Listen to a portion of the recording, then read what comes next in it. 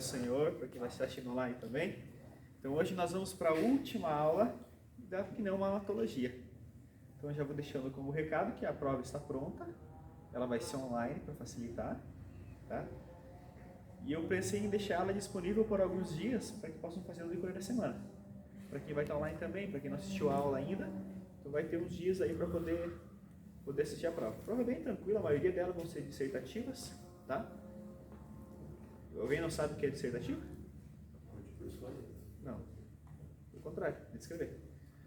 Então, vai ser a prova, a maioria delas assim, escrever, mas são tudo questões bem fáceis, só para poder concentrar o conhecimento, tá bom? Então vamos iniciar, peço que vocês façam uma oração.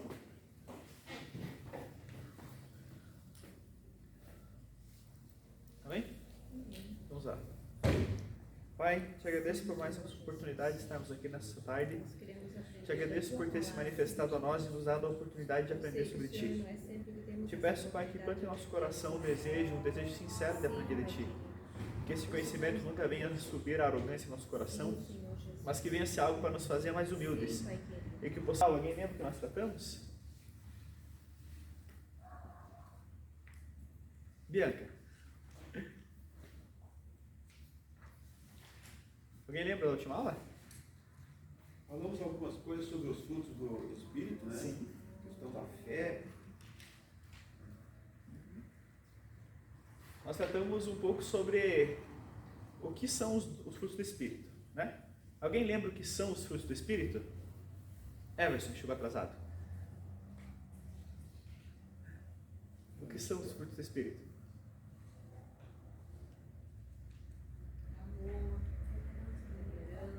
Não quais são, o que são? É. Pode? O fruto do Espírito são os hábitos e princípios misericordiosos que o Espírito Santo produz em cada cristão.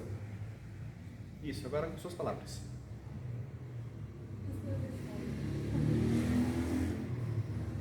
Segundo a misericórdia de Deus, o que o Espírito Santo produz dentro de nós, né? O que nós transparecemos, o que nós fizemos, o que nós praticamos, o que nós botamos em prática, digamos, da palavra de Deus. Mais ou menos isso. Nesse sentido. O Espírito, então, na verdade, seriam características que vão ser incrementadas na nossa personalidade a partir do Espírito Santo. Então, vão ser características que vão mudar a forma de eu ser, a forma de eu agir, a forma de eu lidar com as pessoas, a minha forma de falar. Todas essas formas, elas vão ser caracterizadas a partir do Espírito Santo. E o Espírito Santo, ele é uma prova de quê? Ou melhor, os frutos do Espírito são uma prova de quê? Isso, Lucas, ajuda. Obrigado. De que há a presença de Deus em nós, né? De que há uma conversão na nossa vida. Perfeito. É isso mesmo. É sobre isso mesmo. É nesse sentido. O Espírito Santo, ele vai ser a prova. Lembra ali de Mateus, quando Jesus Cristo fala ali, pelos frutos os conhecereis? Do que ele está falando? De que o cristão precisa demonstrar que tem esses frutos, né? Sim. E aí ele demonstrando, a gente consegue perceber, né? Que ele realmente é um servo de Deus. Amém? Mas e para mais uma coisa, Cristo está falando ali do quê? De quem? Vocês sabem? Vocês lembram? Nós estudamos. Dos líderes, dos profetas, né? Isso. Falsos profetas. Isso mesmo. Lembra? Viram muitos profetas, traz vestido de ovelhas. Lembra que Cristo vai falar? E aí, como é que a gente conhece ele? Pelo fruto. Então, isso em outras palavras está dizendo assim, ó, que nós vemos a espiritualidade de uma pessoa pelos frutos dela. Não existe um senso ou algo assim que eu sinto, eu vejo ou ele aparece. Cristo manda a gente olhar para as pessoas, pelos profetas, pelos líderes, a partir dos frutos delas. Ou seja, pelas ações dela. Então, é bom que a gente ter cuidado nesse ponto, porque hoje em dia há muito marketing em cima de líderes. Marketing na pessoa dele. É o mesmo esquema político. Como o político tem os marqueteiros, né? Então o marqueteiro, ele faz toda a ideia do político. Você lembra uns anos atrás, quando o Lula escolheu a Dilma para correr como vice dele? O que foi feito na Dilma? Uma mudança totalmente grande na aparência dela. Eles mudaram o cabelo dela, mudaram o ritmo de roupa dela, mudaram a sobrancelha dela, mudaram tudo nela. A aparência dela, né? Pode ver, se pega antes dela Coreia e depois, há muito grande. Eu lembro uma vez que até passou na televisão, eles mostrando as mudanças que foram feitas. E muito disso acontece também em pastores, em líderes. Eles têm todo um marketing, uma aparência de piedade, e sabe, eles fazem toda aquela forma, aquele discurso emocional, e eles sentam no chão, e eles demonstram todo um cuidado. Lembra dos políticos que gostam de beijar criança, sabe? Tem todo aquele esquema. Isso também acontece assim. Então, como é que nós conhecemos uma pessoa? Nós não conhecemos a pessoa baseado naquilo que ela aparenta ser. Nós conhecemos ela, como Cristo disse, pelos frutos dela. Então, conhecendo realmente como é que são as ações dela, como é que ela é quando ninguém está vendo. Que é aquela questão. Quem é você quando ninguém está vendo? E é nesse ponto que nós entramos a partir agora dos frutos. Gálatas capítulo 5, versículo 22 e 23.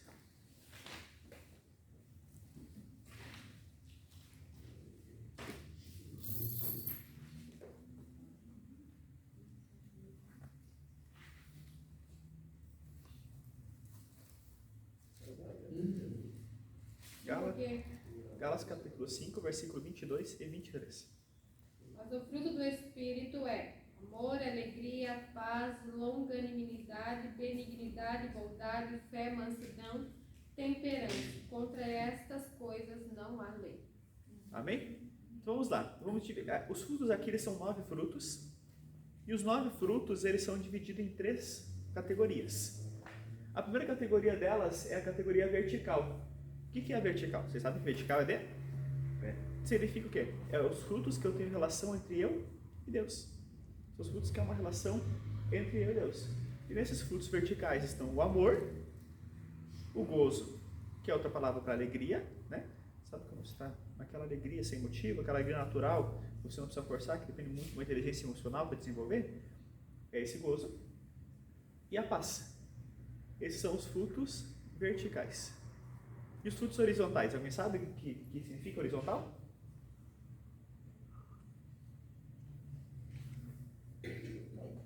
Vai para pensar assim, horizontal. Quando você faz assim, você está falando de quem? De todos nós. Isso aí, isso mesmo. Então são os frutos que eles influenciam a nossa forma de agir com as pessoas que estão à nossa volta, com as pessoas em geral, que caracterizam então a nossa personalidade, a forma de viver, a forma de agir. E dentro deles estão a longanimidade, a benignidade e a bondade. Então, olha só que interessante. A forma que nós temos que agir com as pessoas tem que ser de uma forma longânima, benigna e bondosa. Interessante, né? E esse é um ponto do Espírito. Vamos lá. Lembrando que a gente está tratando agora do horizontal, vai caracterizar muito nessa ideia que nós estamos falando agora sobre os falsos profetas, sobre a forma com que se caracterizam os frutos, como eu lido com as pessoas. É o ponto mais evidente, entende? A pessoa ela é educada contigo, mas ela vai lá com um garçom, com uma faxineira, com um porteiro e ele é mal educado. Ele está realmente sendo uma pessoa educada? Ou ele está fazendo uma imagem, uma aparência de educação? Então, é um geral, é como eu trato todas as pessoas e principalmente nesse ponto é como a gente trata as pessoas que estão a um nível social inferior. Como se eu tratar as pessoas que dependem de nós, as pessoas que elas não têm o que a nos oferecer. Porque é muito bom a gente tratar pessoas do mesmo nível, normal, de pessoas acima, a gente sempre trata bem, né? Mas quando a gente trata... até um caso bem interessante, talvez eu li um livro de empreendedorismo, que era do Gerson Rufino, que é um dono de uma das maiores empresas do Brasil, que ele começou catando lixos e hoje é um grande empresário de peças de caretas. E ele conta no livro dele assim que ele observava muito isso, como as pessoas, quando ia contratar alguém, como ele começava tratando a recepcionista, a pessoa da limpeza, ele cuidava de tudo isso. Antes de falar com ele, porque as pessoas quando vão falar com ele, meu Deus, ele é um cara milionário, então é todo um esquema. Mas como tratava as pessoas lá no nível mais social mais baixo? Então vem nesse ponto aqui, horizontal é como eu trato as pessoas. E agora central? Sem ler. Sem ler, né? Central então é consigo mesmo. São os frutos que se desenvolvem na minha relação comigo mesmo, na minha própria tricotomia. Alguém lembra o que é tricotomia? Primeira aula? Tinha que ter botado essa pergunta na prova, esqueci. Corpo, alma e espírito. Isso mesmo. Como? Tricotomia. Corpo, alma e espírito. Vamos lá então? Agora vamos tratar sobre os dons. Alguém abre em Romanos capítulo 9 e versículo 21. Outra pessoa abre para mim 1 Coríntios capítulo 13, que é o versículo mais áureo, que trata-se sobre o amor. 12, 12? Não, 12, 9. O amor seja Até não 21. fingido. Aborrecei o mal e apegai-vos ao bem. Até o 21. Ah, tá 21? Tô 21. É. Amai-vos cordialmente uns aos outros com amor fraternal, preferindo-vos em honra uns aos outros. Não sejais vagarosos no cuidado, sede fervorosos no espírito, servindo ao Senhor.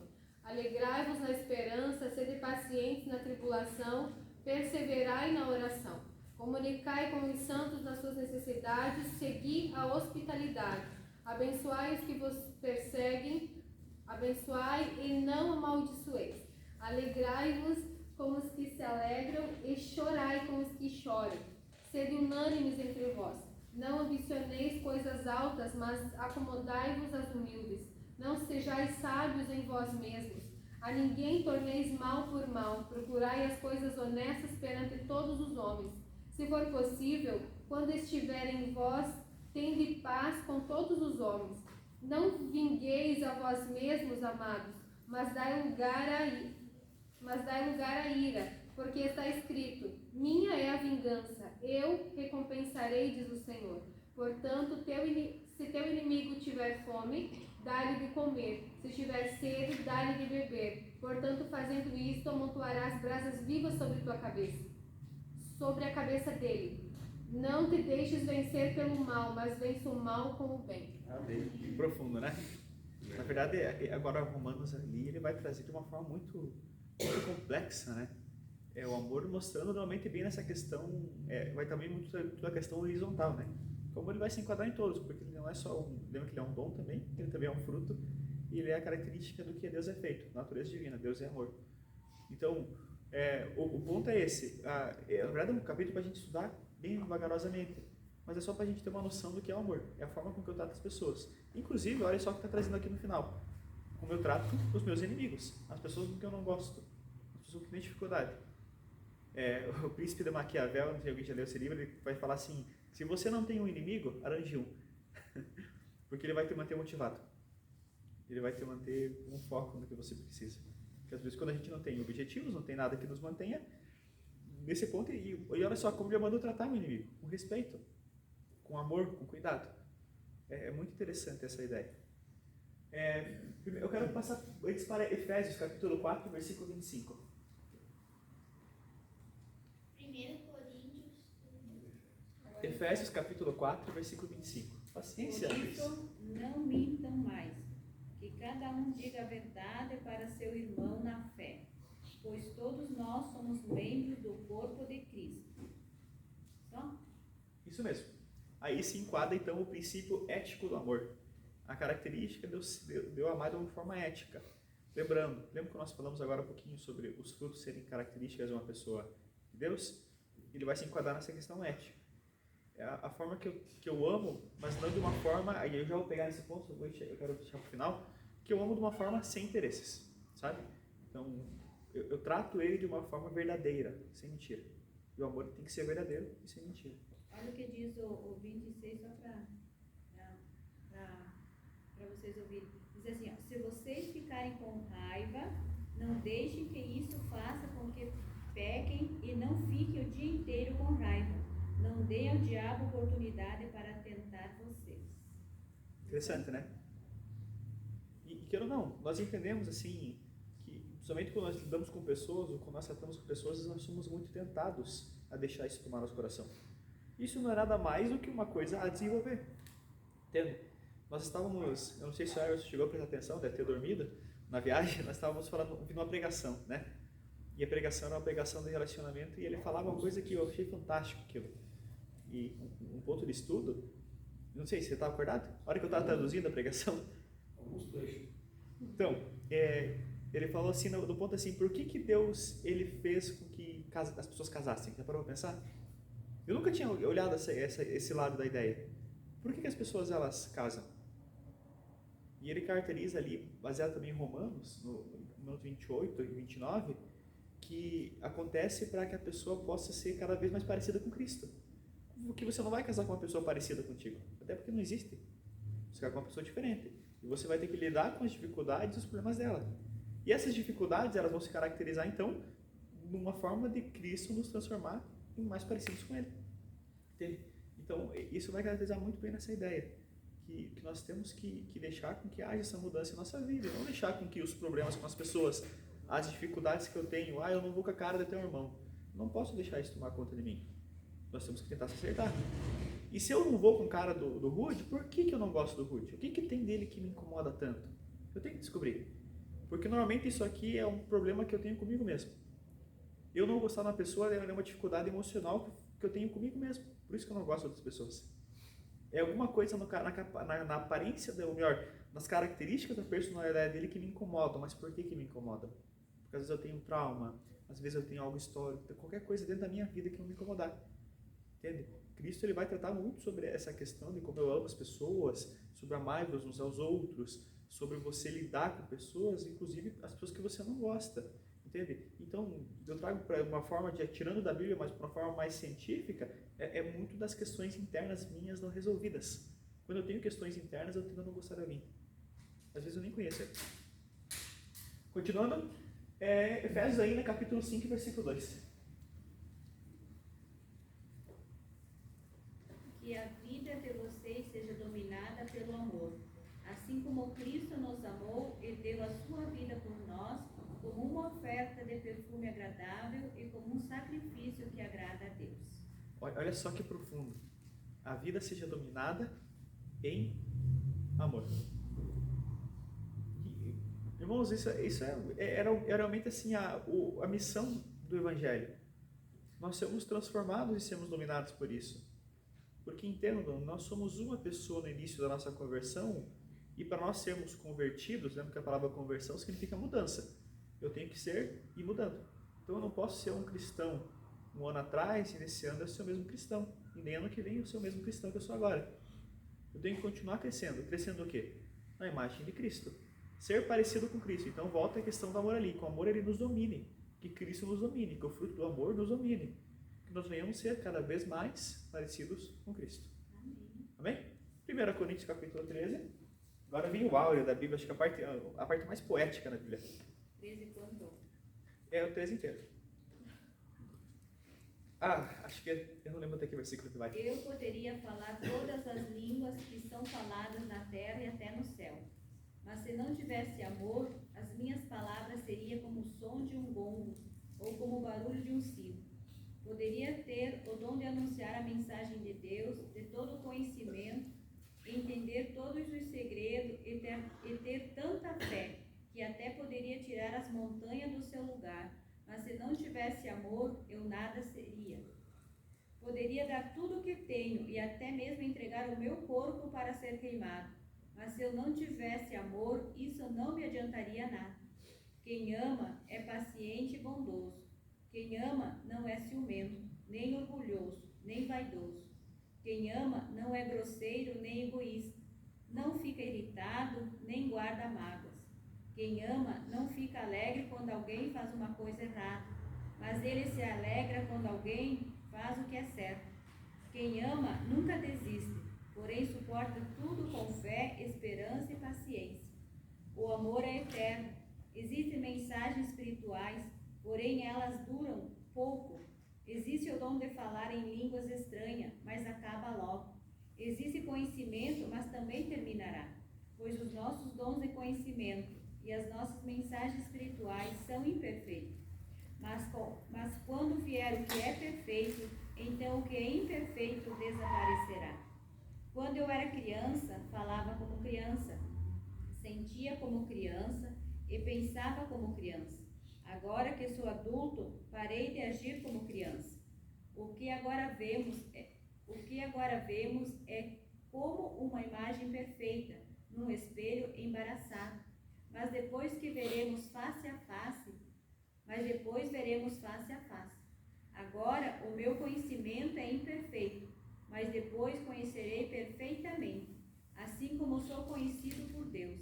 Portanto, agora existem estas três coisas: a fé, a esperança e o amor. Porém, a maior delas é o amor. Não tem, é poético. Se nós analisarmos ele de forma completa, ele vai ser bem longo. Mas vamos lá de início. Se eu falasse a língua dos homens e a dos anjos, e né, tivesse amor, nada seria.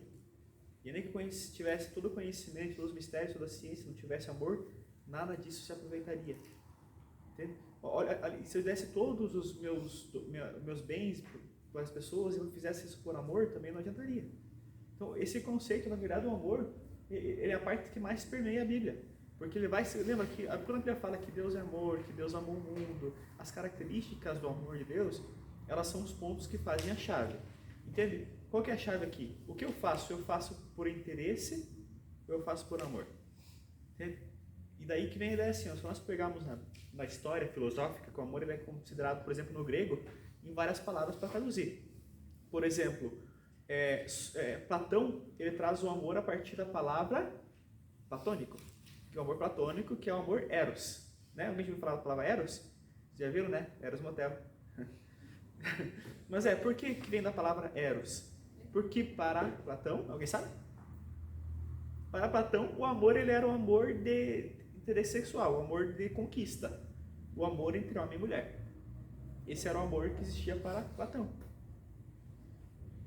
Já para Sócrates, o amor era um pouco diferente, ele chamava o amor de fidel, ou filia, é o mais parecido. Filia, que era o amor entre irmãos. Então, era o amor entre pessoas que não tivessem um interesse sexual, mas eu tinha um interesse familiar, um interesse de contato. Eu amo as pessoas por elas serem próximas de mim, então o amor já era diferente. Mas vocês estão vendo que essas duas formas de amor eram sem interesse? O primeiro amor ele tem interesse sexual, e o segundo amor ele tem um interesse familiar, ou de amizade. Pode falar. E o ágape? Calma. Paciência. Então vem Jesus Cristo e traz a terceira ideia de amor, que é o amor ágape. E o que o ágape tem diferente dos outros dois amores? É incondicional. E o que quer dizer incondicional? Não divide. O quê? Divide com amor, que não se mede esforços, que não olha quem vai amar. Um amor sem interesse. Eu acho que essa conexão ficou melhor. O amor sem interesse. Porque também o amor eros também é muito esforço. Entende? Mas é uma ideia de amor sem interesse. Eu amo sem precisar de nada que a pessoa me faça para eu amar. Ela não precisa ser meu amigo, não precisa ser da minha família, eu não preciso nem conhecê-la. E esse é o amor que o Bel vai falar. O amor ágape, que é um amor sem interesse. Aí que nós vamos permear toda a ideia da Bíblia. Por quê? Por que eu venho na igreja? Entende? E agora eu vou levar uma questão para vocês, bem filosófica. Se Deus lançasse você para o inferno, independente do que você fizesse, se você não tivesse como se salvar, você continuaria amando a Deus? Não teria a ordem dele. Você amaria a Deus se ele mandasse você para o inferno? Fui culpado, merecido. Para ver o que. Difícil responder, né? É uma questão bem complicada, né? Difícil responder.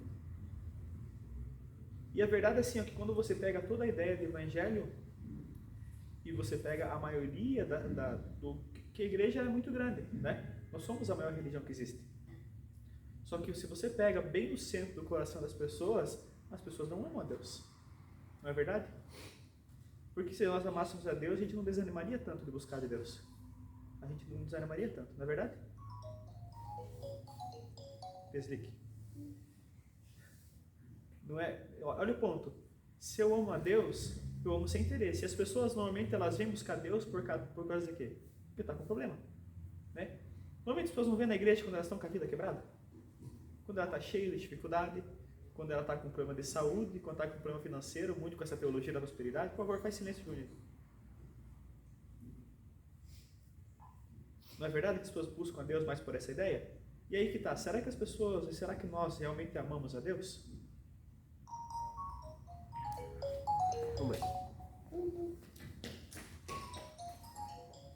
Deve ser importante. É um ponto de se pensar. Alguém quer fazer uma colocação sobre isso? Fora a parte do Wi-Fi de saída?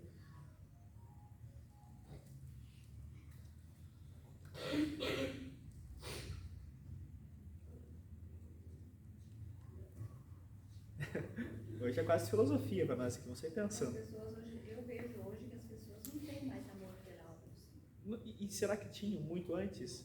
Que nem eu te falei esses dias, a pessoa diz assim, ai, mas eu queria voltar no primeiro amor. Se ela não tem amor agora, quando ela iniciou, ela não tinha amor. Porque a Bíblia diz que quanto mais nós conhecemos a Deus, mais nós amamos. Porque daí mais nós vimos o quanto nós precisamos dele. Sim. Né? Então, esse ditado, essa palavra, ai, eu voltar no primeiro amor, é totalmente errado. Também concordo com a pastora. Eu acho que a pessoa que, eu sempre falo, a pessoa se desviou, ela se desviou porque ela nunca conheceu a Cristo da verdade. Verdade. Eu vou dizer assim, eu quando me desviei da igreja, experiência, eu falo, eu nunca tinha conhecido o Evangelho de verdade. Demorei um tempo ainda para voltar, começar a conhecer. Bem, mas na questão do tempo, antigamente, claro que a gente não tinha todas essas instalações. Na verdade, aqui no Brasil, por causa que o Brasil está meio que atrasado, tem alguns lugares do mundo, né? Mas antigamente as pessoas tinham mais tempo para se reunirem, conversarem, né? Não tinha tantas distrações. Eu acho que é isso. Tá, mas o que isso tem a ver no conceito de amar sem interesse? Sem interesse? É. Por causa que hoje a gente está focado em si. E antes não estávamos? Né? E antes não estávamos? Mas só que menos. Por causa que a gente convivia mais com as pessoas. Não, tem sentido. Entendeu? A gente convivia mais. Assim, né? Tá, Hoje... Vamos separar isso aqui em 3 partes, para a gente conceituar, senão fica muito difícil responder todo mundo. Primeira ideia, a palavra primeiro amor é citada na Bíblia. É citada na Bíblia. Só que eu realmente acredito que venha nessa ideia que daí vem o segundo ponto, que é de uma real conversão. O primeiro amor de uma conversão, de uma mudança de vida. Entende? Daí vem então o terceiro conceito, que é o conceito de avivamento. Que é quando a pessoa é convertida e é avivada. Porque lembra que a gente trata avivamento normalmente como algo superficial. Culto de avivamento. Mas não é assim que funciona. Até antigamente tinha muito a ideia, hoje vive menos, mas que o avivamento era aquele que era barulhento. Então a música avivada era a música que fazia um fervo. Entende? Era a música que dava barulho. Mas não é esse o conceito de avivamento. O avivamento, quando nós olhamos para a história, se nós estudarmos depois de algum tempo a história da igreja, quando pegamos a história dos grandes avivamentos, Aru Azusa, por exemplo, quando aconteciam os avivamentos, eles mudavam as sociedades. Eu compartilhei um vídeo essa semana no Facebook, tá? Eu posso botar depois, se sobrar tempo, não sei se vamos chegar lá, que fala sobre um avivamento que aconteceu uns anos atrás no Peru. Alguém já ouviu falar? Há pouco tempo. Agora foi nos últimos anos. Aconteceu no Peru. Já não falar sobre avivamento? Não? E o que aconteceu? Quando o avivamento chegou, as pessoas começaram a buscar conhecimento de Deus. O primeiro ponto que eles buscavam, muito conhecimento. E nessa ideia de busca por conhecimento de Deus, eles começaram a orar muito. Era só isso. Oração e buscar conhecimento. Eles queriam ouvir palavra. Eles queriam que eu predicasse. Eu queria conhecer a Deus, a doutrina, uma doutrina bíblica, sabe? Só a escritura. E quando aconteceu isso, a história mostra ali que os bares da cidade fecharam quase todos. Eram cheios, prostíbulos, tudo fechou. E as igrejas lotaram. E o que aconteceu ali? Não foi uma estratégia deles, foi simplesmente a parte inicial, doutrina, só a escritura, Bíblia e oração. Só isso que eles fizeram. A gente pode botar o vídeo depois, é profundo demais. O fechamento dos bares, o fechamento das coisas, tudo mudou na sociedade. Aí começou não só isso, olha o mais que interessante que aconteceu. A partir desse momento, a economia do Peru, a gente pode botar esse vídeo se quiserem, ela cresceu abruptamente. Porque eles chegaram a um ponto das colheitas começarem a multiplicar muito mais, porque estavam buscando de Deus e Deus abençoava. Isso aconteceu historicamente não faz muito tempo. Vocês querem botar o vídeo? Tem ali. Então a gente deixa para depois. A maioria quer botar o vídeo? Levanta a mão quem não quer. Então se dá tempo a gente coloca depois, tá? Mas o ponto é, o avivamento, agora vamos fazer nessa separaçãozinha de pontos. A gente pode fazer uma aula só sobre o avivamento, é interessante. Pegar os avivamentos e pegar, porque tarda. O que seria o avivamento? É isso que está acontecendo. O avivamento, quando ela acontece, as pessoas começam a orar e ler a Bíblia. E a sociedade muda. A sociedade... Mas o avivamento, né, que a maioria das pessoas, até eu mesmo, né, acho que avivamento é aquele auê, aquele grito, Não, né? aquilo é o grito. Depois eu aprendi que isso não é avivamento. Não, o avivamento é mudança de vida. É. A ideia do avivamento, quando a Bíblia mostra o avivamento, o primeiro avivamento é aquele que a gente pega ali no início, que foi estudado, os dois, né? Que quando ele chegou, o Espírito desceu sobre eles. E eles foram cheios do Espírito Santo e começaram a viajar o mundo para pregar. Quando aconteciam os eventos históricos, pega o avivamento ali de John Wesley, quando aconteceu na Inglaterra, o movimento da Inglaterra, eles começaram a lançar missionários por o mundo inteiro, começaram a enviar missionários. O avivamento da Rua Azusa trouxe a mesma ideia. Quando ele chegou, o avivamento da Rua Azusa, eles começaram a enviar missionários. Então, o avivamento, quando ele chegava na vida das pessoas, ele mudava a forma dela de viver e mudava a sociedade. É bem interessante que o da Rua Azusa, por exemplo, as pessoas passavam nas esquinas e elas começavam a sentir a presença de Deus e eram atraídas para a igreja, sabe? Elas eram puxadas pelo Espírito Santo. Então, isso que são avivamentos. Então, quando acontece esse avivamento, realmente esse primeiro amor se caracteriza, que é essa ideia e esse avivamento nunca mais apaga. A pessoa que foi uma vez avivada, ela nunca mais precisa ser avivada novamente. Ela é avivada até o fim da sua vida, porque o avivamento acontece por obra do Espírito Santo, não por interesse próprio. Entende? Daí vai se caracterizar muito nessa ideia de amor. Ele ama Deus porque ele não tem interesse em Deus. Entende? Ele ama porque não tem interesse. Agora, voltando a 1 Coríntios, então a gente vai ter essa ideia. Não importa se eu falo em língua, se eu profetizo, se eu dou os bens, se eu faço qualquer coisa, se eu não tenho amor. Entende? Porque se eu fizer qualquer coisa disso sem amor, eu estou fazendo por interesse. Que é o que acontece muito nas igrejas hoje. As pessoas, elas profetizam, elas pregam para ganhar dinheiro. Entende? Que é toda essa questão desse pecado do gospel. Que é essa questão de movimentar tanto dinheiro nas igrejas, que movimenta muito dinheiro, que esses cantores ganhando milhares para poder louvar, para poder fazer um show, né? Que é o que está sendo. É uma característica da falta de amor. Então, quando eu não amo, eu acho por interesse. E quando eu acho por interesse, eu não estou sendo cristão. Amém? Vamos ver como isso tem tudo a ver com a questão pelos frutos os conhecereis? Então, se eu faço por interesse, eu não faço por amor. É aquilo que está no nosso coração, né? Sim. No mais profundo do nosso coração. Porque o primeiro mandamento é amar a Deus. Uhum.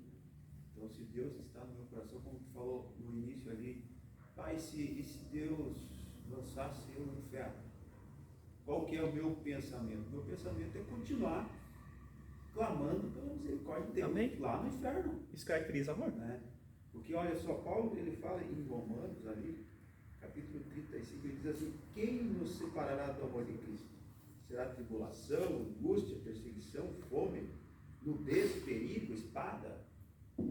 Então é um questionamento que ele faz, né? Se essas coisas podem nos separar do amor de Cristo, então eu não estou amando a Cristo. Morte, fome, passar por dificuldades. Às vezes a gente pensa que, não, eu enfrento isso por Cristo, mas é porque em muitas ocasiões eu não passei por aquilo. E quando eu passo, abandono. Porque o amor ainda não está enraizado no meu coração. Esse amar a Deus mesmo. Amém. E esse amar a Deus, como depois tu mencionou ali do primeiro amor, existe esse primeiro amor, que é a primeira conversão, né? Que é uma transformação assim, mais rápida na vida do crente. Sim. E a Bíblia menciona isso na carta aos Efésios, lá do Apocalipse, capítulo 2, né?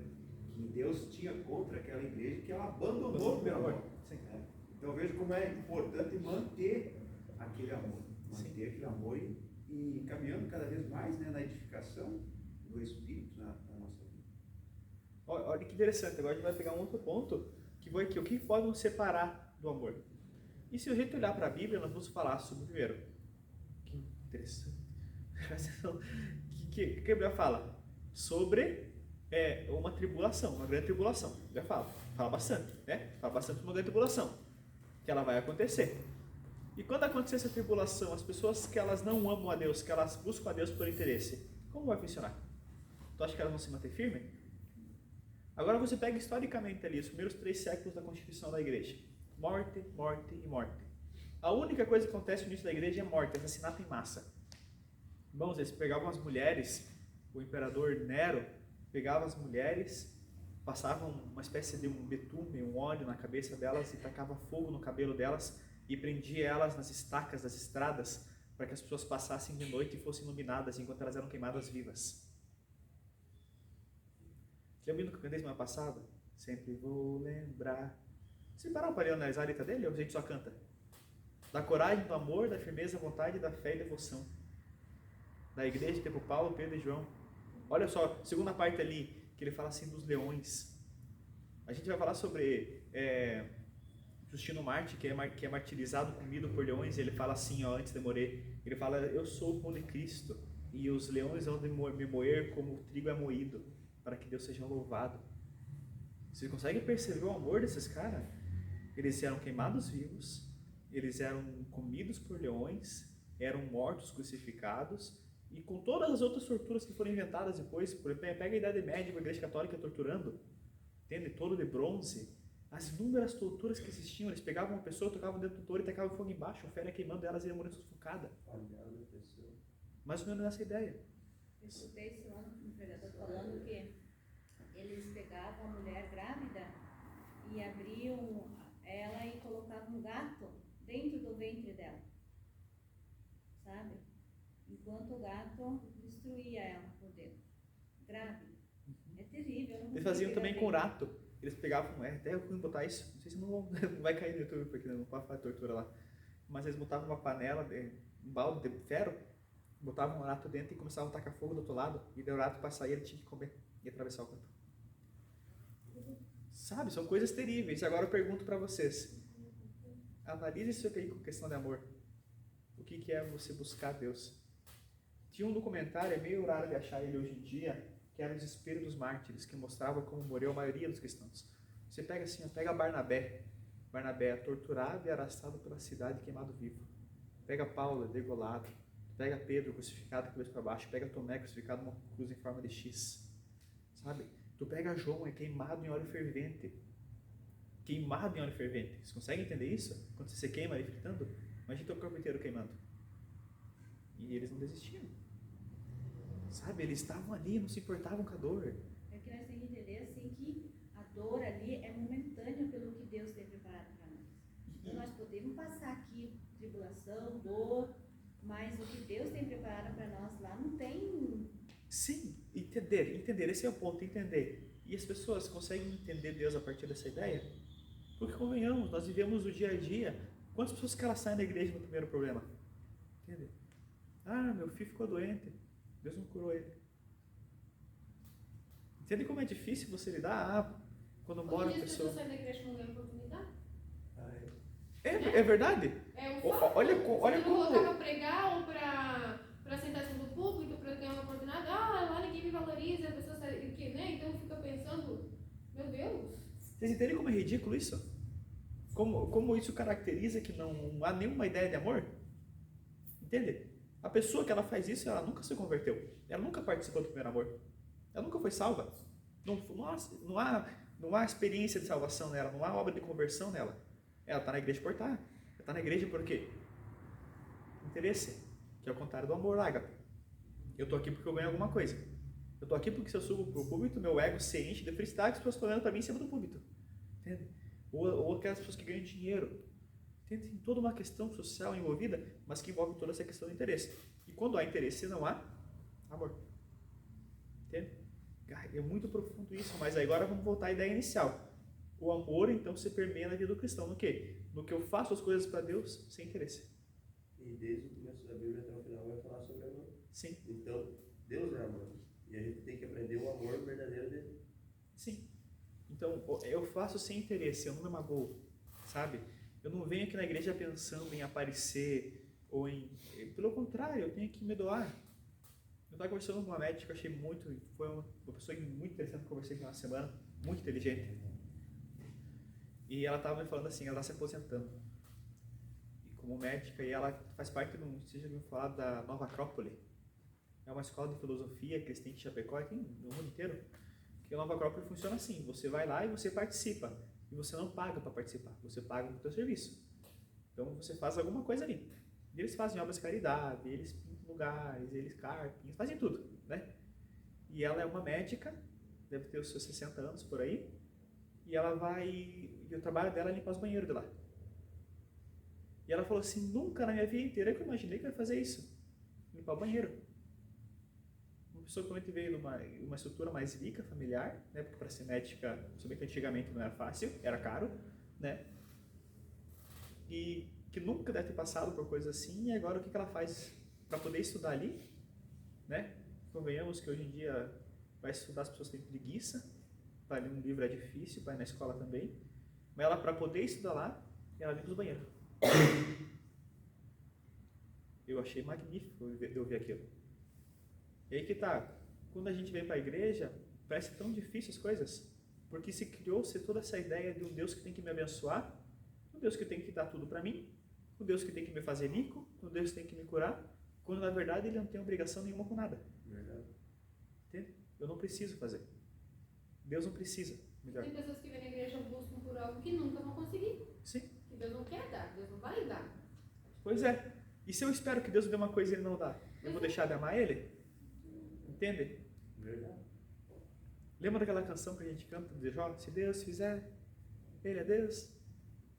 Pega isso para a vida real. Porque é muito bonito nós cantar na coisa, mas quando a gente está com um problema, entende? Quando eu quero casar e Deus não me dá ninguém. Quando eu estou com uma doença e Deus não me cura. Entende? Quando eu estou quebrado financeiramente e Deus não me abençoa. E aí, Deus, eu continuo sendo Deus? Entende? Aleluia. Jó, eu estou pregando agora. Tu olha para Jó e vai te caracterizar muito bem disso. Toda a ideia de Jó é perder tudo. E entenda, Jó não tinha ideia nenhuma de que Deus ia abençoar de volta. Por isso que ele vai e pede, Deus, me mata. Eu odeio o dia que eu nasci, eu amaldiçoo o dia que eu nasci, porque eu quero morrer. Eu não aguento mais. E ele pede inúmeras vezes para que Deus acabe com ele. Entende? Ao ponto de falar assim, eu queria ter sido um aborto. Então, o que vai caracterizar aqui? Ele não sabia que ia ser, mas ele não blasfemou. Entende? E aí que tá, no final foi abençoado, só que não tava, o olho dele não estava no ser abençoado. E a gente sempre foca no final. Amém? Amém. Vamos, vai dar tempo já. Que hora que é? Próximo horário agora. Eu vou dar uma passada um pouco mais rápido pra gente não... 5h30. Então mais 1h30, né? Não? Meia hora só? Sim. Benignidade. 1 Coríntios... Tem mais 2 daí. não, vamos lá. Vamos para Efésios capítulo 4, 32. Pode ir, você passou pra frente, volta aí. Passei? Passou. Volta aí, não. Voltamos. É 1 Coríntios... Pode mexer? Passou de volta. Deixa parado. Ok. Romanos capítulo 12 e versículo 12.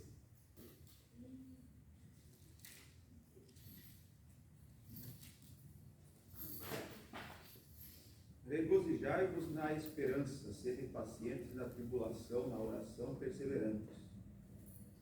Olha só. Regozijai-vos, ou seja, alegrai-vos na perseverança. E sejam pacientes na tribulação. Esse gozo, essa alegria é um fortalecimento que nós temos mesmo as coisas estão dando errado, sabe?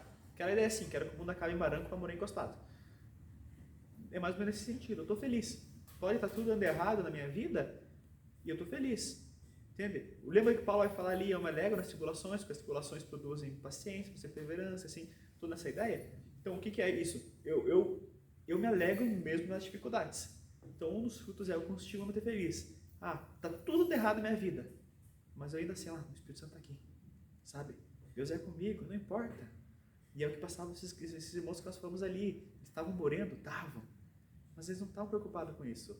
Eles sentiam uma alegria do Espírito Santo ali, não sendo torturados. Entende? O Espírito estava ali. E um dos frutos do Espírito é a alegria, o gozo.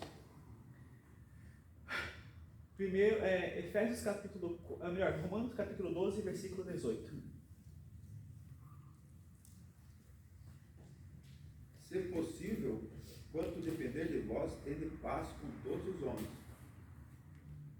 Então, isso também vai se envolver então agora na questão de como eu trato as pessoas. É a paz. É paz, sabe? Sabe aquela ideia assim de que eu não tenho que ficar rindo bicha com as pessoas? Entende? Eu tenho que ficar tendo problema. Eu não gosto daquela cara lá. Eu não posso, eu tenho que ter paz com ele.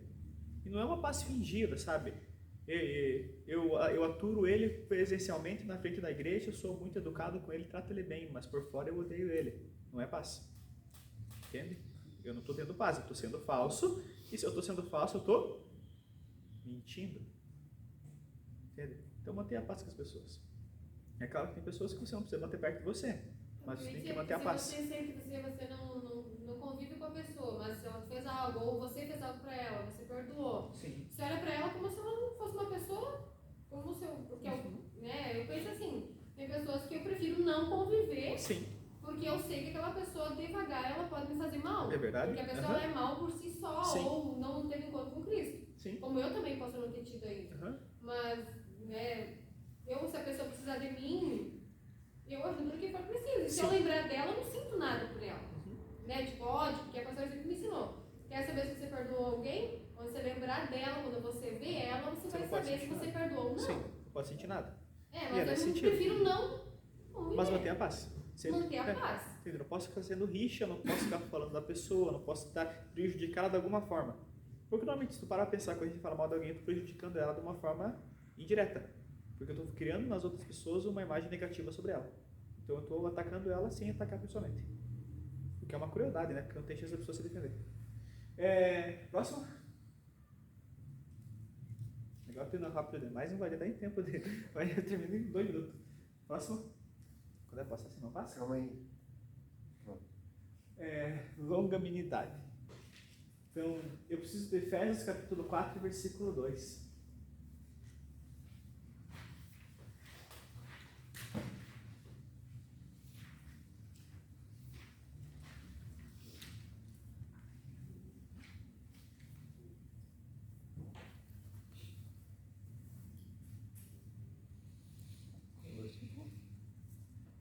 Efésios capítulo 4 e versículo 2.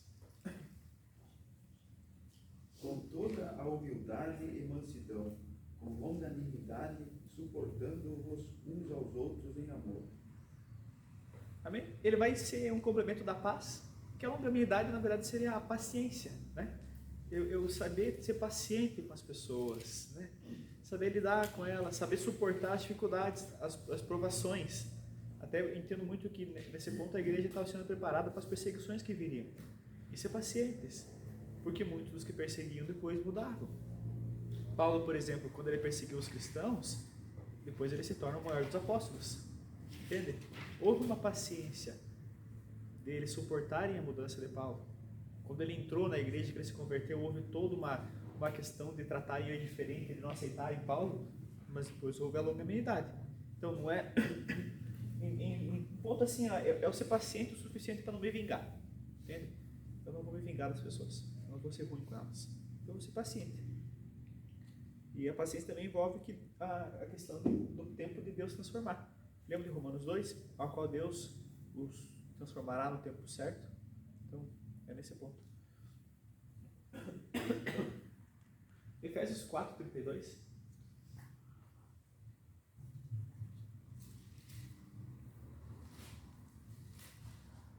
Pelo contrário, sejam bons e atenciosos um para com os outros, e perdoe uns aos outros, assim como Deus, por meio de Cristo, perdoou vocês. Tem muito a ver com a oração do Pai Nosso. Perdoai como nós perdoamos. Então, a ideia nesse ponto aqui é eu ser bom, sabe? Eu tenho um coração bom, eu ser benigno. É a forma como Cristo ele agiu. Ele tratou, lembra que Deus amou o mundo de tal maneira que Deus amou, ele é essa benignidade. Então eu trato as pessoas com respeito, eu trato as pessoas de uma forma amorosa, entende? Não trato as pessoas chutando, xingando, sabe? É muita forma de eu tratar assim também, como é que eu posso dizer assim, de uma forma com que eu me interesse pela pessoa. Que eu me interesse, não só porque a gente tem esse costume, e isso é mais caracterizado dos homens, principalmente, de pensar só em si mesmo. De pensar que o mundo gira ao redor do próprio umbigo. Então, é muito caracterizado o homem é muito assim, o homem é muito eu importo a minha necessidade, é o meu desejo, aquilo que me faz bem. É mais caracterizado do masculino, isso é verdade. Entende? De não se importar com a dor do outro, não se importar com o problema do outro. Vou estar com uma dor ali, aí não se importa muito. Ainda normalmente ser homem é capaz de até machucar mais, entende? Com as dificuldades, às vezes os traumas, tudo essa questão. Entende? Eu sei porque é muito normal para nós zombar um do outro, sabe, fazer piada. Então, e é ao contrário disso, benignidade. Eu tenho que tratar. É difícil, né? Porque botar isso na prática é muito difícil. Porque para nós, sinceramente, se eu chamo o Frederico de careca, eu não me sinto mal, mas às vezes ele pode se ofender. E se eu faço isso, eu não estou sendo benigno com ele. Então eu não estou tendo fruto do Espírito. É pesado, né? Me doeu falar isso. Eu sou cara. Com todas as coisas que eu pensei em te xingar. Mas é esse ponto. Entende? Eu tenho que cuidar sempre nisso. Eu tenho que tratar as pessoas de uma forma boa. Pode falar. Mas, tipo, o jeito que a gente trata as pessoas varia, na verdade. E as pessoas que a gente tem mais, não sei, mais convívio, a gente tende a tratar mal, porque elas já estão acostumadas com o nosso jeito e a gente não tem que se agradar aquela pessoa. É verdade? Daí a gente se acostuma e começa a se mostrar o verdadeiro ser. Pô, tu trouxe uma colocação muito profunda. Por que a gente trata mal as pessoas que a gente mais precisa deles? Verdade. É uma tendência. Você não xinga uma pessoa na rua aleatória, né? Mas é uma tendência muito grande xingar a pessoa da família. Verdade. Entende? Entende como é dificultoso isso? Por que a gente é tão acostumado a tratar mal as pessoas que são próximas a nós? E isso que é a ideia. O fruto do Espírito tem que vir em encontro com nós e dizer assim, pá, cara, tá errado, sabe? Eu não posso tratar as pessoas assim. E é aí que eu tenho que cultivar esse fruto em mim. Esse fruto tem que dizer assim, não, eu preciso mudar. Até porque nem sempre a pessoa vai estar bem, né, uma brincadeira, um modo de falar, um modo de agir, né, querendo ou não. Aí a gente não se toca que a pessoa pode estar mal naquele momento, não está bem, porque tem pessoas que passam por dificuldades e não contam nada para ninguém. Verdade. Passam por lutas entre si, dentro de si e não contam para ninguém. Eu passo e tem momentos que você, a pessoa chega, você tá brava, você tá triste. Não, é que eu, né, e aí tem momentos que você acaba, a pessoa brinca, você bate nela, porque você não tá bem, você não quer naquele momento receber aquilo, ou aquela brincadeira, aquela palavra, né, e a gente não se toca. E eu faço isso com as outras pessoas também. E isso é tão inconsciente que você para analisar o relacionamento. O início desse relacionamento é uma maravilha. Todo início do relacionamento é uma maravilha. A pessoa se veste bem, ela se cuida, ela vai levar a pessoa em lugar, ela vai ser querida, ela vai ser atenciosa, né? Nessa mesma ideia. Mas depois as pessoas tendem a ficar grossas. Por isso que tem tanto separação, tanta coisa assim. As pessoas tendem a mostrar que realmente elas são. Entende? Você manter assim. Agora vai pegar essa ideia do primeiro amor, sabe? Você manter a forma inicial de você tratar. Assim também é como o irmão falou ali, no começo as pessoas, quando elas se convertem, elas buscam Deus verdade, depois elas vão entrando na rotina, sabe? Eu vou acostumando. E daí eu tenho muita ideia, assim, que é uma coisa que eu reflito muito, que eu tenho tentado mudar muito, que é não se acostumar com o sagrado. Porque às vezes você está muito tempo na igreja e você está ali só por estar. E você vem num culto e você não está nem aí, você está viajando a vida inteira, verdade? Nós passamos a maioria das vezes na igreja assim, sem nem estar prestando atenção em nada, sabe? Eu venho tantas vezes na igreja que eu cansei. Só que a gente não pode cansar. Por isso que volta ali, eu tenho que voltar a pensar na forma que eu estou agindo, na forma que eu estou vivendo.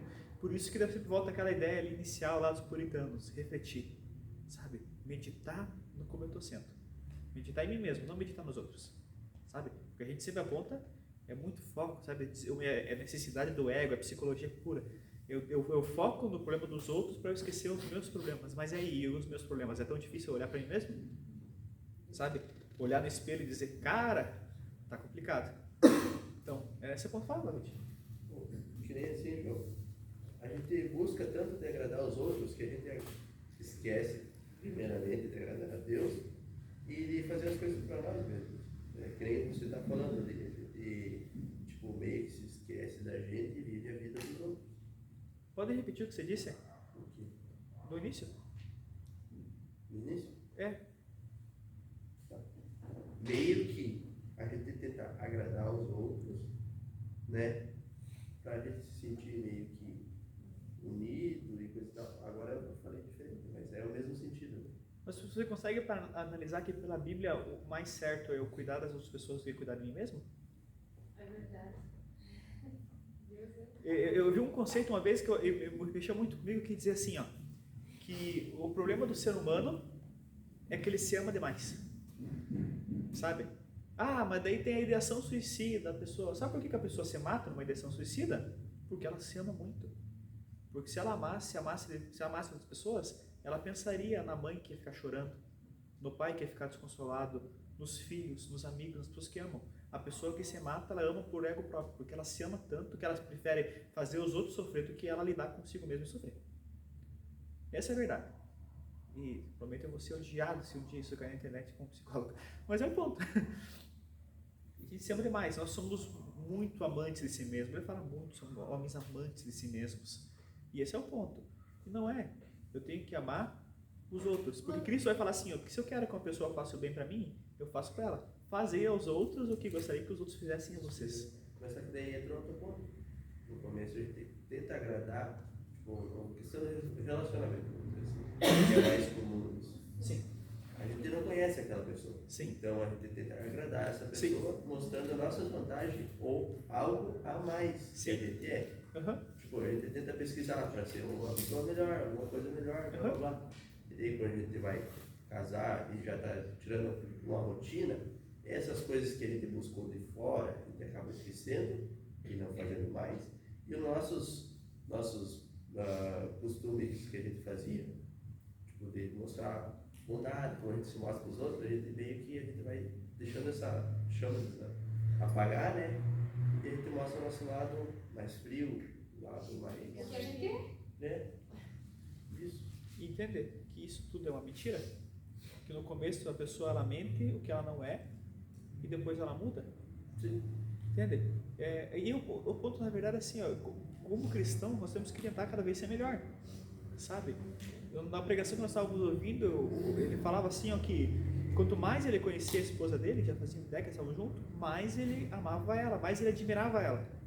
E o que acontece é o mesmo ao contrário, quanto mais você conhece uma pessoa, mais você perde a admiração por ela. Verdade. Porque o que acontece? Nós temos a necessidade de amar o que nós não conhecemos, sabe? Aquela questão mística, sabe? Misteriosa, aquela pessoa oculta, ela é a mais amada. E se você mostrar a primeira cara para você, né? Mostrar o verdadeiro ser para a pessoa, provavelmente ela não, a maioria, vamos dizer assim, não vai gostar. Aí que tá o ponto. Mas o que Deus deveria fazer? Você gosta, então você vai mostrar o que você é. Exato, porque assim, eu tenho que entender assim, ó, quando eu vou tratar em relacionamento que você está falando, né?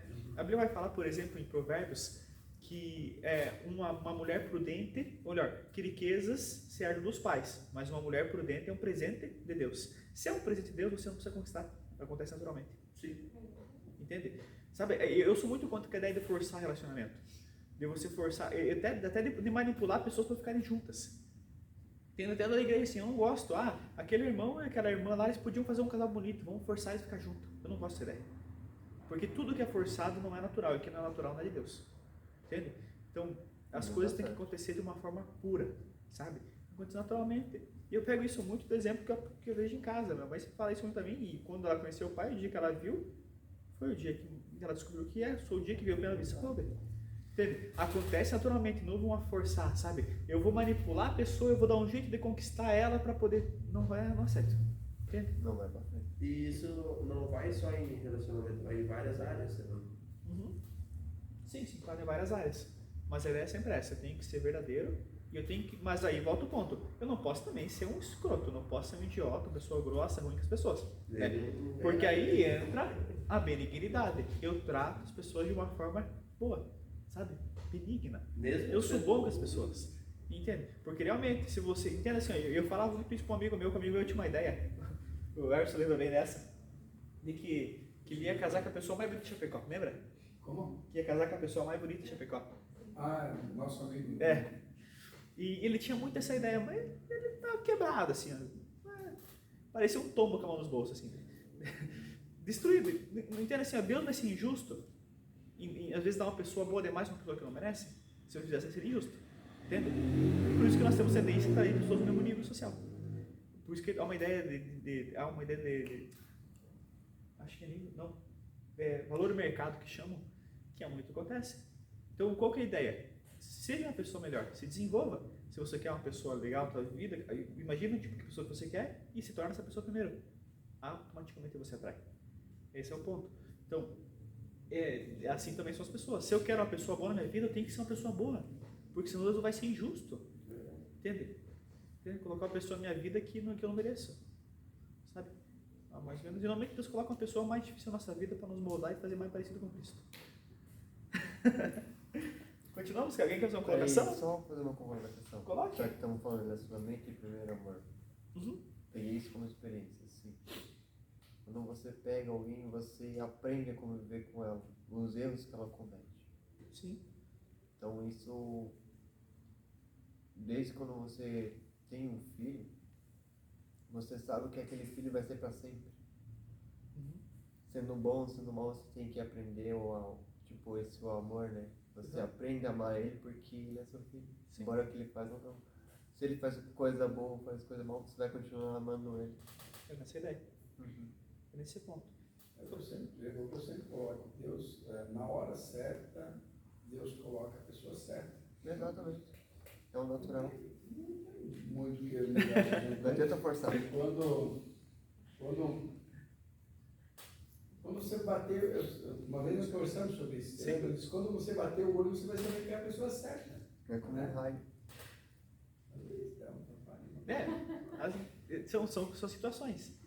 Mas eu entendo muito que isso vai depender muito de você estar disposto a ouvir o Espírito Santo.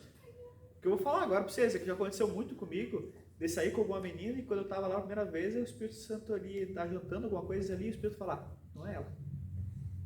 É o suficiente. Todas as vezes que o Espírito falou bem foi o suficiente. Muitas vezes ele falou, sabe? Às vezes tá, o pior é assim, que às vezes tinha que pagar e no jantar depois. Aí, não, tá tristeza. Mas tu tá lá e o Espírito fala, bah, não é ela. Tu já sabia que não era. Não adiantava nem insistir. Não adiantava chamar para conversar depois. Não era. E não foi. Bem? Amém. La voluntad é Romanos 12, 13.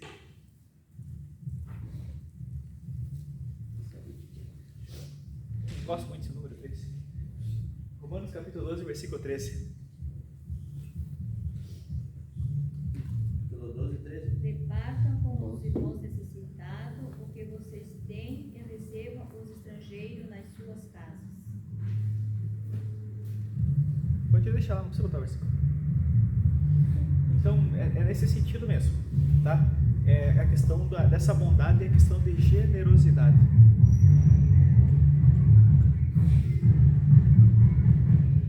Será que já inventaram fone de ouvido?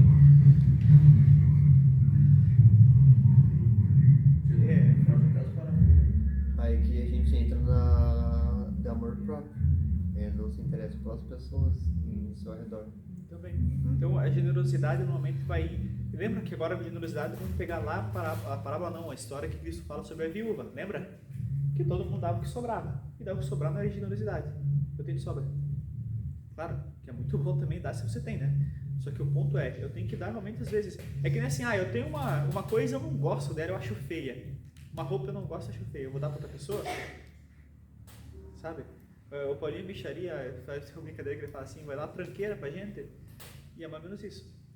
Nesse ponto aqui, a bondade, que vai ser a generosidade, é eu ajudar as pessoas com algo que realmente era bom para mim também, sabe? Estou tendo presente, né? Também, sabe? Eu não posso dar para a pessoa uma coisa que não me faz bem. Não seria certo. Agora, eu sou generoso, é claro, lembrando, tudo isso a gente tem que tomar cuidado, sempre as pessoas se aproveitar, mas eu faço as coisas para as pessoas dentro do Espírito por amor, entende? Eu faço sem interesse, entende? Não importa se aquilo vai me prejudicar, se às vezes eu ficar meio apertado ali por ajudar uma pessoa, e eu vou ter que deixar de fazer alguma coisa, mas eu estou ajudando a pessoa por conta que o Espírito Santo me levou a fazer isso. Então, esse é o ponto. Eu sou uma pessoa boa quando eu dou aquilo que eu estou perdendo para dar, sabe? Porque você está sobrando, você está sendo um estrogo, está sendo um lixo para mim, eu não estou sendo uma pessoa boa, só estou me livrando daquilo. Amém? Próxima, não sei quanto tem ainda. Mas duas. Bora lá? Agora vamos para a dimensão central, que é o fruto do Espírito. Abre para mim aqui no 1 Coríntios, capítulo 12, versículo 8 e 10. 1 Coríntios, capítulo 12, versículo 8 e 10. Deixa ali. Calma aí.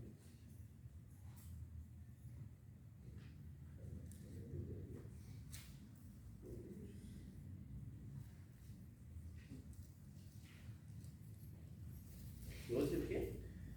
capítulo 12, versículo 8 e 10.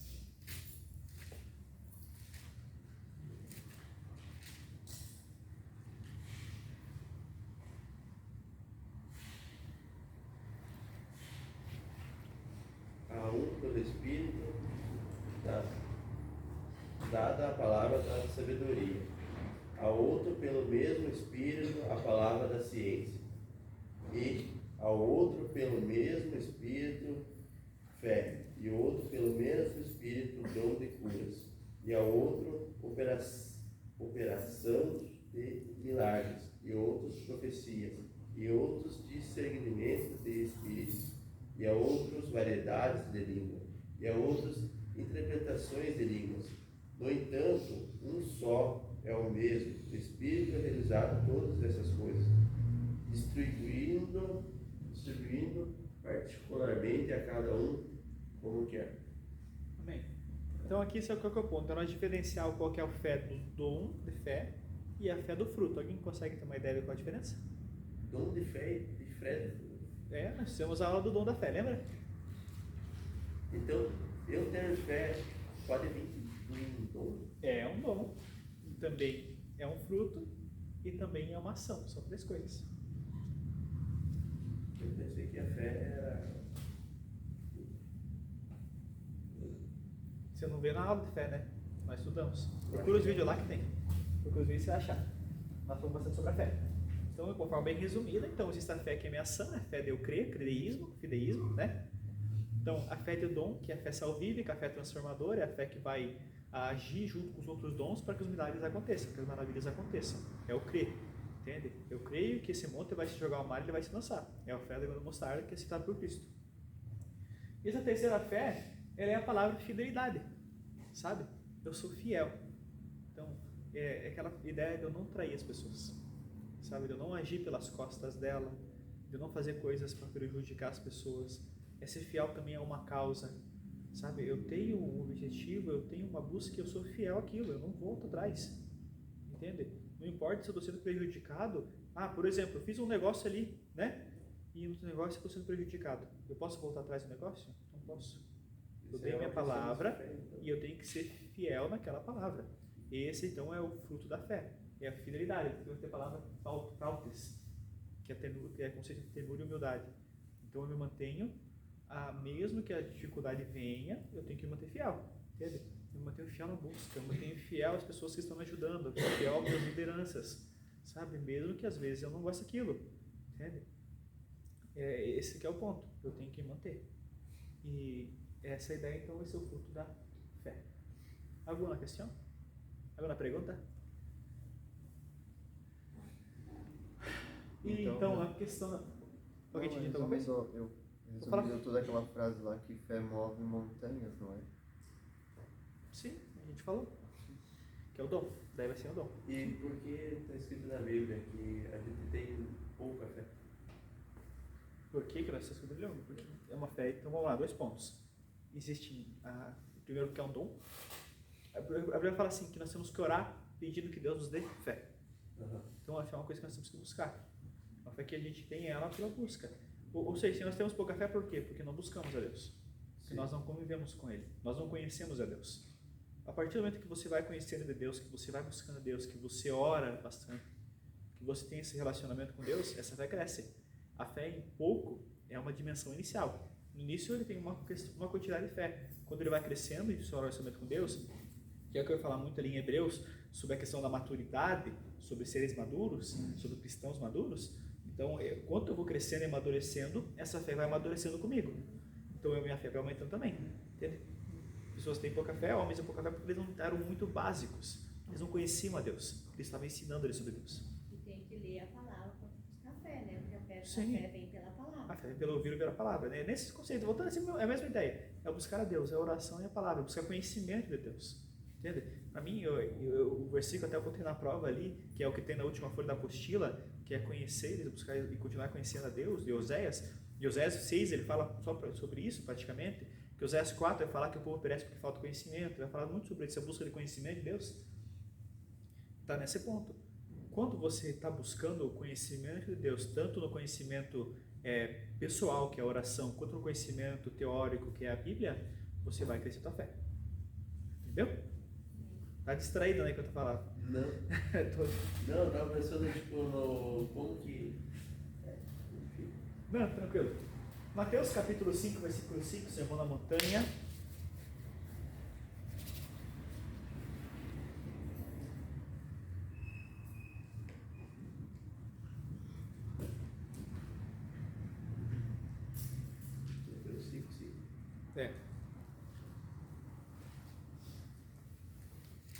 Bem-aventurados os mansos, porque herdarão a terra. Amém? Amém. Então, o oitavo dom aqui é a mansidão, que é uma forma de dizer a humildade, né? Que é a forma de Deus tratar as pessoas de uma forma humilde, mansa. Tem aquele versículo, né? Prudente uma mansa como uma pomba, prudente como uma serpente.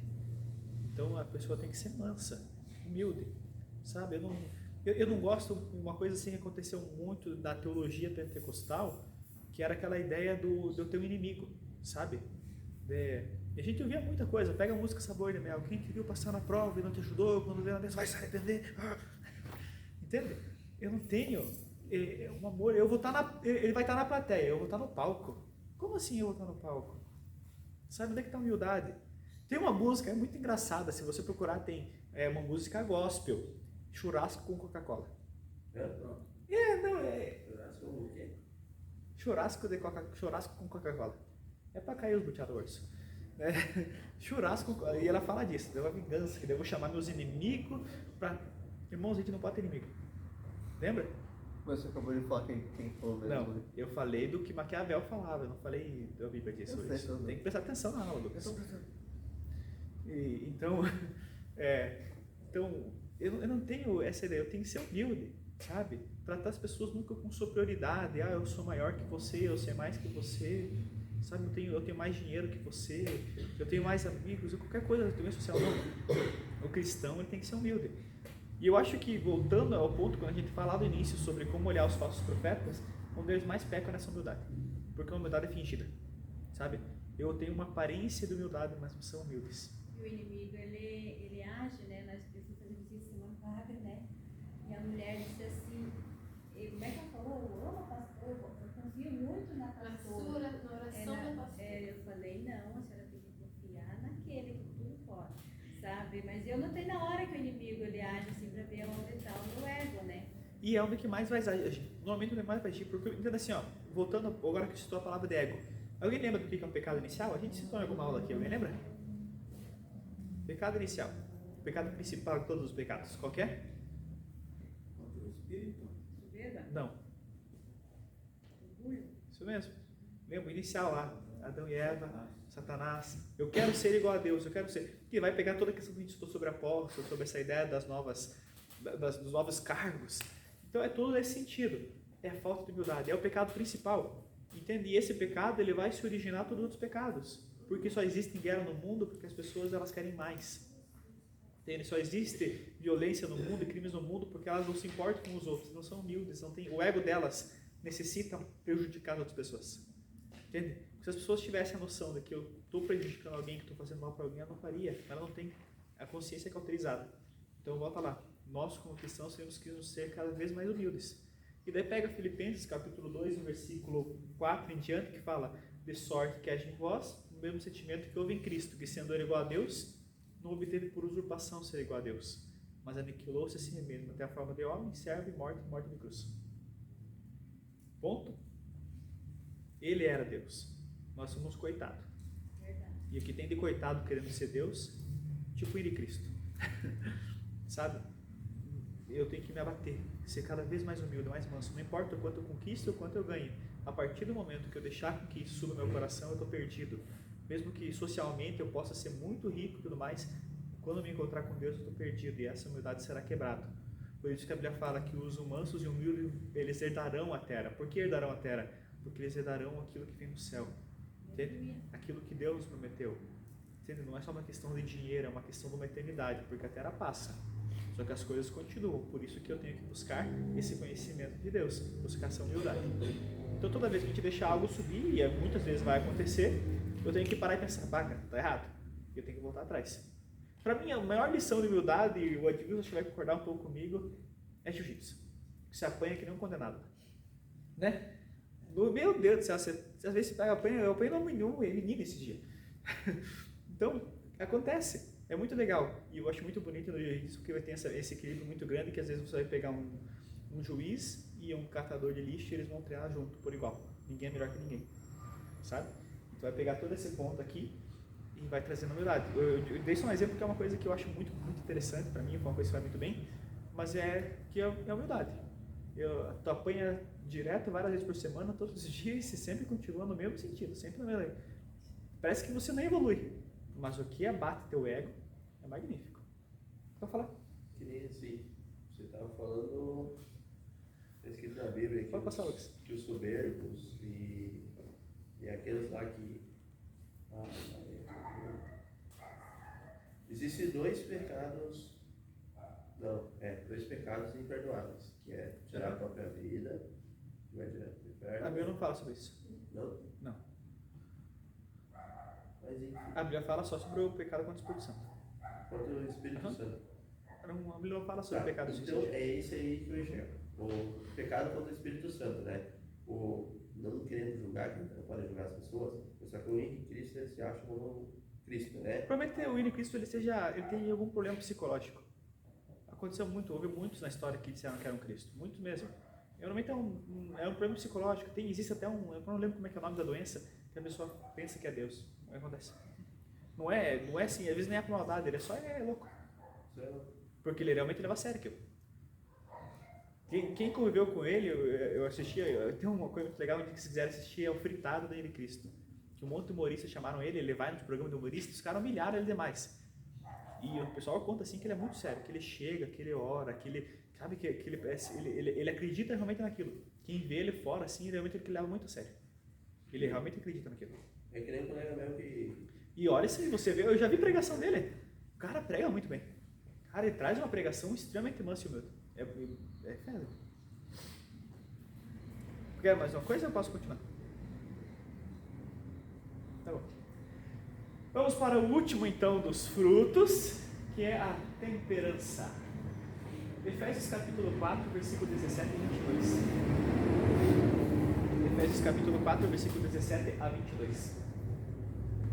Portanto, em nome do Senhor eu digo e insisto no seguinte: não vivam mais como os pagãos, pois os pensamentos deles não têm valor, e a mente deles está na escuridão. Eles não têm parte na vida que Deus dá, porque são completamente ignorantes e teimosos. Eles perderam toda a vergonha e se entregaram totalmente aos vícios. Eles não têm nenhum controle e fazem todo tipo de coisas indecentes. Mas não foi essa maneira de viver que vocês aprenderam como seguidores de Cristo. Com certeza vocês ouviram falar dele. E como seus seguidores, aprendam a verdade que está em Jesus. Portanto, abandone a velha natureza de vocês, que fazia com que vocês vivessem uma vida de pecado e que estava sendo destruída pelos seus desejos enganosos. É preciso que o coração e a mente de vocês sejam completamente renovados, vistam-se com a nova natureza criada por Deus, que é parecida com a sua própria natureza e que se mostra na vida verdadeira, a qual é correta e dedicada a Ele. Amém? Então essa temperança, ou melhor, é a temperança mesmo? Ela é o domínio próprio. Então é a característica de você dominar os seus impulsos, tanto sexuais, quanto impulsos a vícios. E isso vem em todos os tipos de vícios, sabe? Porque às vezes nós podemos ser viciados, por exemplo, a rede social, como ela produz a dopamina a partir das notificações dela, ela também pode ser viciante. Entende? Séries, filmes, jogos, sabe, tudo que me seja viciante, tudo que me controla. A Bíblia fala assim, ó, em João, que tudo aquilo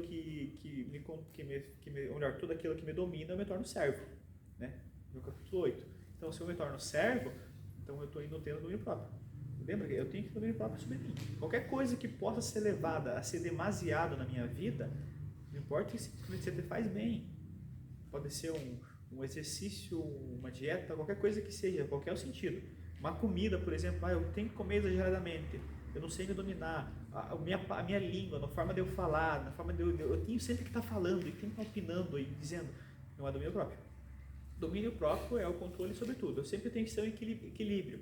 Eu sempre tenho que agir de uma forma pura, uma forma prudente, de uma forma, não lá, prudente como uma serpente, sempre de uma forma muito prudente, entende?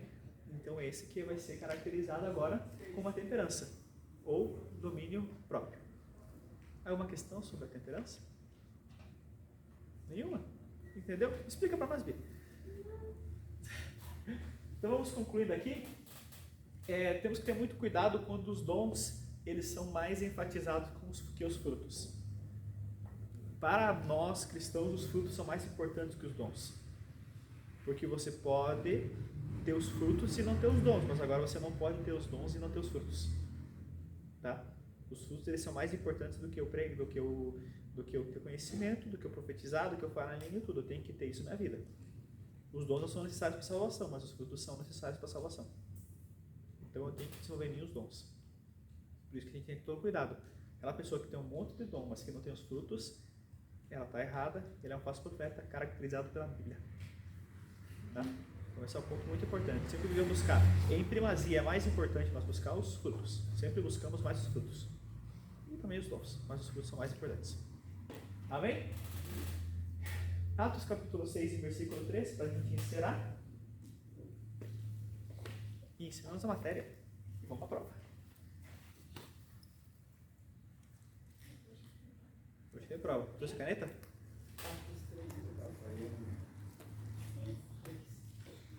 Leia, Bia, já que você está procurando, leia para nós. Atos é no Novo Testamento. 6, 3. 6, 3.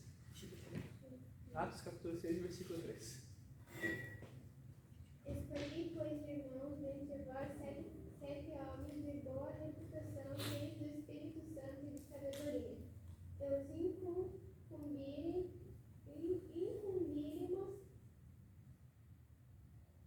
Tá bom, é só preciso dessa parte inicial. Boa reputação. A igreja escolheu os primeiros diáconos baseado na reputação deles. Ou seja, como as pessoas falam de mim. A gente tem que sempre cuidar que realmente é difícil agradar todo mundo, mas dentro dos frutos eu tenho que buscar ter uma reputação boa. Ter uma reputação de um caráter. Ter uma reputação de ser uma pessoa que realmente tenha desenvolvido essas particularidades dos dons. Dos frutos, melhor.